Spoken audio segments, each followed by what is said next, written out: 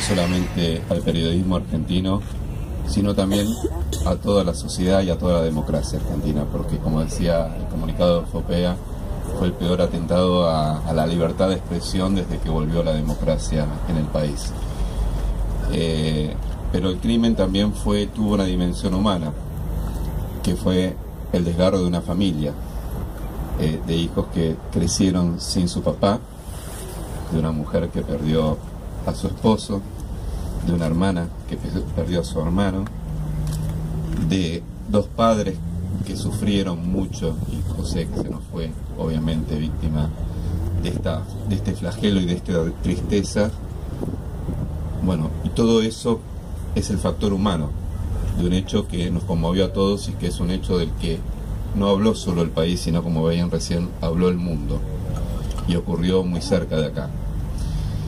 Para nosotros, a 20 años acá, hay algunos compañeros míos de aquella época de la revista Noticias que convivieron con en una redacción diezmada por el dolor, donde tuvimos que salir a hacer periodismo con nuestro dolor a cuesta, sin saber dónde estábamos parados. Varios de mis compañeros lo saben, porque estuvieron ahí y no sabíamos para dónde salir, no sabíamos qué hacer. Imagínense lo que era para nosotros, imagínense lo que era para la familia de José Luis, ¿no? Y frente a todo eso, bueno, se sacó fuerza de donde se pudo y se fue en busca de justicia, nada más y nada menos que justicia. Y peleamos contra verdaderos poderosos que intentaban dejar este crimen en la impunidad más absoluta. Y se lograron sentencias ejemplares, pero después la justicia nos volvió a dar una cachetada.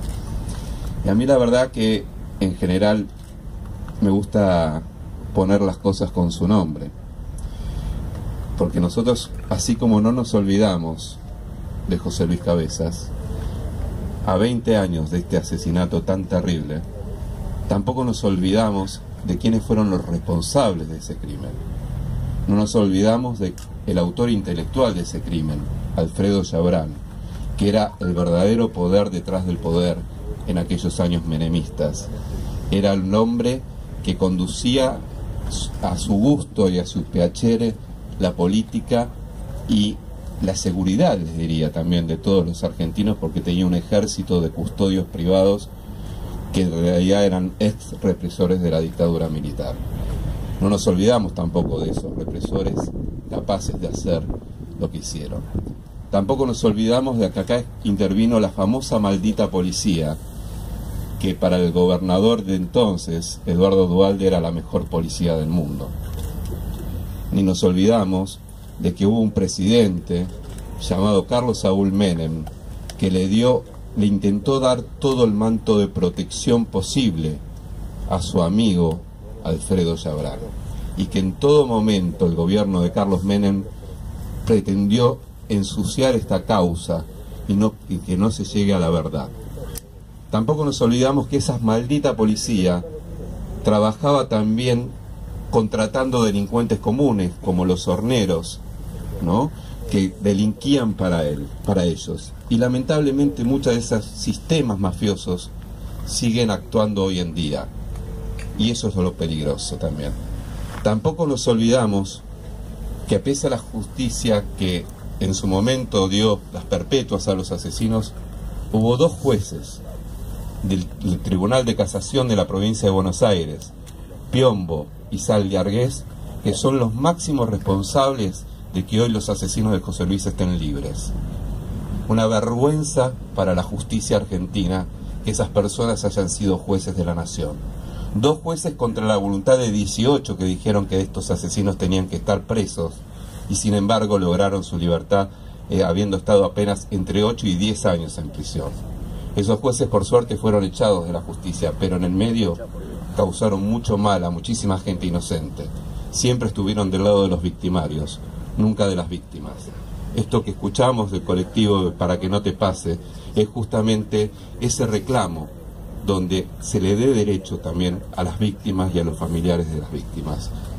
Y en ese no nos olvidamos tampoco de todos los dirigentes de distintos rubros, de distintos rangos, que también trataron de darle protección a ese poderoso que era Alfredo Chabrán.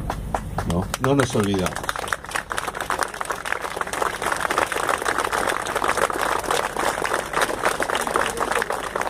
El crimen de José Luis nos puso al desnudo un país que quería ser ocultado, y por eso lo matan a José Luis, por revelar un país que estaba siendo oculto y desde la oscuridad se hacía poderoso. El poder es tener impunidad, decía Chabrán, la mejor definición de sí mismo. ¿Y por qué lo decía? Porque sabía que así había construido su poder, con impunidad, comprando voluntades de políticos, de otros sectores económicos, de policías, de militares, de servicios de inteligencia, de gremialistas, de sacerdotes, hasta de periodistas. De esa manera, Chabrán se hizo impune. Contra esa mafia es que peleamos la familia de José Luis, sus compañeros, los colegas reporteros gráficos, los colegas de todos los medios, diciéndole que basta, que ese mensaje de silenciamiento no iba a ganarnos. Y creo que la sociedad le dio un ejemplo al poder. Le dio un ejemplo cuando demostró que no nos iban a vender mentiras como verdades. Y le dio un ejemplo al decirle justamente que digan lo que digan, nunca nos vamos a olvidar de José Luis Cabeza. Gracias.